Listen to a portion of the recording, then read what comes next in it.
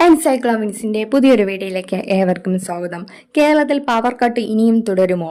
കഴിഞ്ഞ കുറച്ച് ദിവസങ്ങളിലായി രാത്രികാലങ്ങളിൽ അപ്രതീക്ഷിതമായി കറണ്ട് പോകുന്നത് നിങ്ങളും ശ്രദ്ധിച്ചിട്ടുണ്ടാകും. 10 വർഷത്തോളമായി പവർ കട്ട് ഇല്ലാതിരുന്ന നമ്മുടെ കേരളത്തിൽ ഇപ്പോൾ എന്താണ് സംഭവിക്കുന്നത്?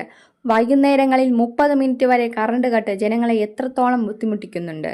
KSEBയുടെ പുതിയ മുന്നറിയിപ്പ് എന്താണ്? എപ്പോഴാണ് ഈ കറണ്ട് പോക്ക് അവസാനിക്കുക? ഇതിനെക്കുറിച്ചുള്ള ഏറ്റവും പുതിയതും ഔദ്യോഗികവുമായ വിവരങ്ങളാണ് നമ്മൾ ഇന്ന് ഈ വീഡിയോയിലൂടെ പരിശോധിക്കുന്നത്. അപ്പോൾ ആദ്യമായാണ് ഈ വീഡിയോ കാണുന്നതെങ്കിൽ എല്ലാവരും ഒന്ന് സബ്സ്ക്രൈബ് ചെയ്യുക. അപ്പോൾ നമുക്ക് വീഡിയോയിലേക്ക് കടക്കാം. കേരളത്തിൽ നിലവിൽ അതിരൂക്ഷമായ വൈദ്യുതി പ്രതിസന്ധിയാണ് നേരിട്ടുകൊണ്ടിരിക്കുന്നത്. ഇതിന് പിന്നിൽ പ്രധാനമായും 3 കാരണങ്ങളാണുള്ളത്. എൽ നിനോ പ്രതിഭാസം മൂലമുണ്ടായ മഴക്കുറവ് കാരണം നമ്മുടെ പ്രധാന ഡാമുകളായ ഇടുക്കി, ശബരിഗിരി എന്നിവയിലെ സംഭരണശേഷി വെറും 29% കുറഞ്ഞു. കഴിഞ്ഞ വർഷത്തെ അപേക്ഷിച്ച് പകുതിയിലധികം വെള്ളം കുറവായതിനാൽ ആഭ്യന്തര ഉൽപാദനം തീയിലധികമായി ഇടിഞ്ഞു.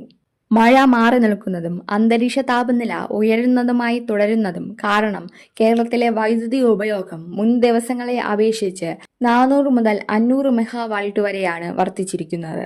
ഇന്ത്യയിലുടനീളം വൈദ്യുതി ആവശ്യം കൂടിയതിനാൽ പവർ എക്സ്ചേഞ്ചുകളിൽ നിന്നും ആവശ്യത്തിന് വൈദ്യുതി വാങ്ങാൻ KSEBക്ക് സാധിക്കുന്നില്ല.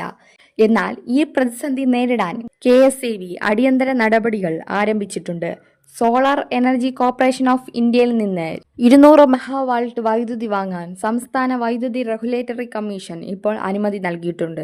കുറഞ്ഞ നിരക്കിൽ 25 വർഷത്തേക്കുള്ള ഈ പുതിയ കരാർ വൈകുന്നേരങ്ങളിലെ കടുത്ത കറണ്ട് ക്ഷാമം വലിയൊരു പരിധി വരെ കുറയ്ക്കുവാൻ സഹായിക്കുമെന്നാണ് കരുതുന്നത്.